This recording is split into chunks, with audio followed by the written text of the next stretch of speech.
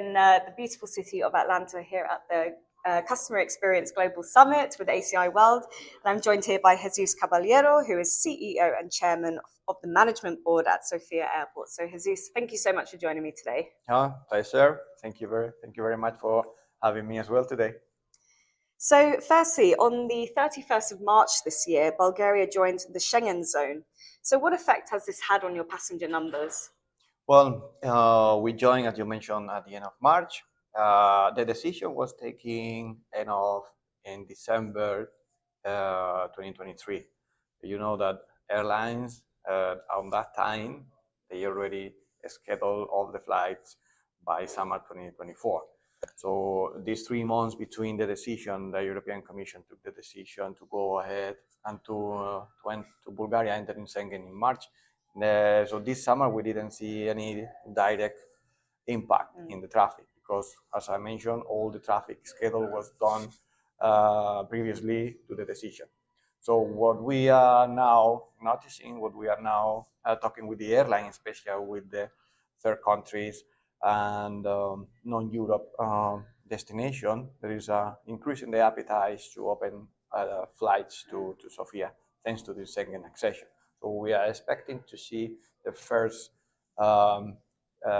signs by summer next year. Even this winter 24-25, we are expecting also to have a new or a destination or increasing capacity to the current non-Euros and Middle East destinations. Okay, sounds very exciting. So I'm sure you're looking forward to that. Now, the airport recently launched a smart boarding pass checking system, making it the first Bulgarian airport to launch such e-gates.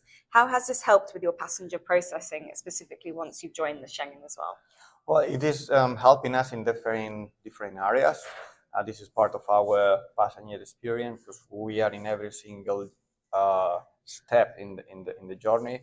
We are improving many things. So this e-gates boarding pass reader is part of this. It was designed and planned even before the Schengen accession, but we made it. We coincided at the same time because it was good to have, as we are releasing the border control. So now, because 30% of our traffic are flying to non-Schengen, and 70% are Schengen flyer, so they will have smoother process. So we install this e-boarding pass reader, and now we have seamless process. It is something that in the airport industry is very well installed in many of the airports. But at the moment we open this device, this passenger quickly give us very good feedback because now they have a very fast process to the boarding pass. And as we are also releasing the border police control, there is a huge space there that we are using now to increase the security checkpoint in capacity. And we are going to use all this space to have more seamless and smoothest process in the security checkpoint. Do you have any statistics you can share with us on how many more passengers you can process per minute? Or we are multiplying by 4. Wow! So it's amazing when you are going through digitalization and implementing this kind of technologies, the capacity and the throughput. In the case of the e-gates, we are multiplying by 4, and then also it's more efficient because one of the second pillars in our strategy is to make our airport extremely efficient. We are targeting the best in class in efficiency, and this is the way to go through it. So we are multiplying by 4 the capacity, but also reducing more than 50% the cost in this process. That's fantastic. And we'll come on to how you're looking to make your airport a 5-star airport. Actually, it is my next question. So the future Terminal 3 will turn Sofia into the first 5-star regional airport in Europe. That's quite a big statement. So can you tell us how you'll do that? Yeah, in fact, it's very ambitious target. But we started to analyze, and we took over the airport in 2021, and we saw the real potential of the airport. And we approved the strategy of the airport in 2022. Then what I saw is that there is no regional 5-star regional airport in Europe. There are hub, 5-star, but not regional. So we were thinking, okay, we can create here something unique and sending a message that Bulgaria have the potential and to level up the passenger experience and to level up the standard in the region. And the best way to do it is to achieve this high level quality. So we analyzed it is possible because 5-star is very high, very high level standard. So we went through the process and we talked with the Skytrax team. We explained that this is our ambitious. We really want to bring this high level to Bulgaria. It is possible. We have this budget, this financing, and then we went through the list, and we realized it is possible. So we have enough financing resources, enough budget with the new Terminal 3 and regional airport. It's not only having, it's not like the hub and big airports. So what we want to achieve is a terminal who is everything very comfortable, walking distance. You can reach in less than 5 minutes. You can reach every single gate. So we have, our design is to centralize the commercial areas in one. All the processor, security, checkpoint, everything is super convenient.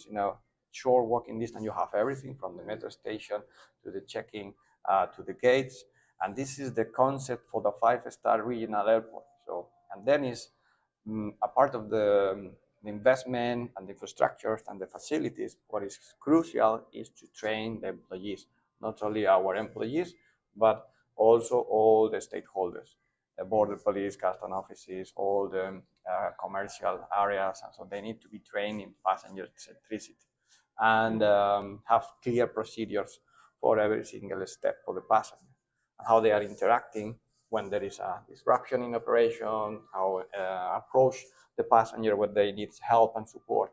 So it is 50 or 60% more procedures and training and 40% facilities. No? You need to have good facilities, but this we will have it with the new Terminal 3 and with the refurbishment of the Terminal 2.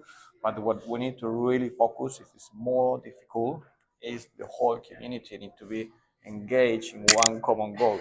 So this is Absolutely, and it's a bit like Paul Griffith said yesterday in his keynote speech. Why can we not work on raising the standard of the regional airports in each country to try and take some of the heat off the larger hub airports? But also, he said that our legs have remained roughly the same length for so many years. So why are we building such massive terminals where you have to run a marathon to get to your gate? So it's great to hear that everything will be within 5 minutes walking distance. Exactly. This is when I was listening to him. I mean, this is exactly what I wanted to achieve. I mean, you don't need to invest huge amount of money to reach a 5-star experience. You don't need to have these big monuments when everything is super far from one gate to another. So you can achieve this experience in a smaller infrastructure. Even we have also we are not a big airport, we are not a hub airport, so we can afford with small facilities to reach this high level experience. So this is our goal. Fantastic. I look forward to seeing that when it goes live. So the airport is said to have the highest standards of sustainability. So what sustainable features will it have? So this is crucial for us because our 4 pillars in our strategy is first is the passenger experience, second is efficiency, and the third is the environment and our sustainable goals. Because we want to become full carbon neutral, zero carbon neutral by 2036, and in scope 1 and 2. Then we are also working for scope 3. But first, we are tackling scope 1 and 2. So the way we are doing it is mainly 80-85% of our emissions are coming from the energy consumption. So we are building 20 megawatts solar panel and 20 megawatts battery storage system. So this will allow us to full decarbonize 80-85% of our emissions. The remaining one are coming from our vehicles. So we already replaced our vehicles for electrical. We have 32 operational vehicles full electrical. Now we are upgrading the energy grid and installing charging station to have enough energy capacity to recharge the operational vehicles in an hour. Then the other source of emission is coming from the buildings. So, for example, Terminal 1 is a very, very old terminal. So we are going to close it when we build the new Terminal 3. Because in fact, Terminal 1, we are heating the terminal with diesel. So this is very bad from the carbon footprint. Yes. So we will close Terminal 1, and this will allow us to reduce a lot of carbon in the, by 2030. Terminal 2, we are going to refurbish, but we are using gas, natural gas, to heat Terminal 2. So now we are thinking what is the best solution to replace the natural gas with electrical heaters. And Terminal 3 will be completely carbon neutral for the construction and for the operation. So these steps we have already the financing, the investment, the budget approved by our shareholders, and so by 2036 we will achieve it. In fact, we in the first 3 years of the concession, we reduce 30% our carbon emissions, our fuel consumption almost 50%, and also the water consumption and our waste management. So this is, we have a roadmap, we have an action plan, and every year we are going through the milestone, deadlines, so on. Fantastic. Thank you so much for that comprehensive answer. Now, you've also opened a new walk-through duty-free store in Terminal 2. Do you find that there's a marked difference in revenue from a walk-through store compared to a standalone store? That is massive. I mean, most probably you have statistics compared to isolated shop with a walk-through shop. We opened the shop in the April, May, and the first day we increased 50% the revenue. So it is, when you have a walk-through shop, you have a huge impact in the revenues. But also because the penetration of all the passengers are passengers through the walk-through. So the first month we were increasing 50% compared to the previous shop. But not only that this is very important for us, but also the passenger experience, because we started in 2022 the ASQ program, and our results in shops and value for money were extremely low. We were the worst in class. And now after we opened this new shop, and now we are above 4.0, that is in value for money. It's extremely difficult. Passengers are very challenging the value for money everywhere. But when you are offering quality, they appreciate that. And then we have almost 2,000 square meters of shop, and this is giving us the opportunity to dedicate 400 square meters for local products. And this is what passengers appreciate when they are flying back. They want to have the opportunity to see the local products, and so it's 20-25% of our shop is dedicated to that. Oh, that's really nice. So it gives them a good, nice sense of place and opportunity to buy some souvenirs for their loved ones, of course. Now, you've started building an outdoor car park, which will comprise nearly 1,000 parking spaces, including space for electric vehicles. How much of your revenue traditionally does come from parking, and what effect will this new car park have on it, do you think? Yeah, this is, again, massive impact, because, well, 40% of our revenues are coming from non-aeronautical or commercial revenues. The main revenue stream is the retail, the walk-through shop. It is very conventional in airports that the main revenue stream in commercial revenues are coming from the retail. It depends on the airport, but more or less this is the main one. The second is, depending on the airport, in our case, is parking and food and beverage. Parking is 20% of our revenues. Commercial revenues are coming from the parking. And now with this new 1,000 car park spaces, we are doubling the capacity, because the airport was running out of capacity in parking. We only have almost 900 car park spaces, so very few capacity for almost 8 million passengers per year. It's very, very low. And we were facing difficulties with long queues in the peak hours. So we quickly decided to open these 2 new car park spaces, giving us this extra capacity, but also a new curbside system to manage the traffic and to have much better traffic flow in front of the terminals. So it's gonna fix, first of all, the passenger experience, because when you are getting into the airport and you don't find a space for parking, you start to get nervous. Absolutely. So we wanted to fix this first, and then at the same time, so it is an important revenue stream for the airport as well. Absolutely. And what other ways are you looking to develop your non-aeronautical revenues? Because you've spoken about car parking and retail, but is there anything else that you're looking to develop? Yeah, we have an action plan for the whole commercial areas at the airport to increase the service. First of all, to increase the service, and at the same time increasing the revenue stream. So shops, we already talked about it. Then food and beverage is key. So we already award the contract to SSP for it's a 14 years contract for the new food court.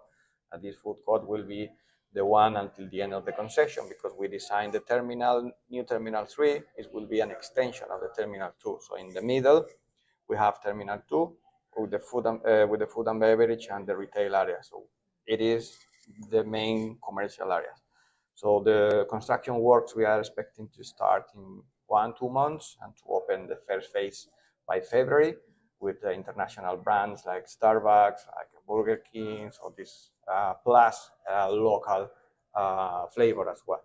So this it will be around 2,000, 3,000 square meters of food court with nice terrace in several phases.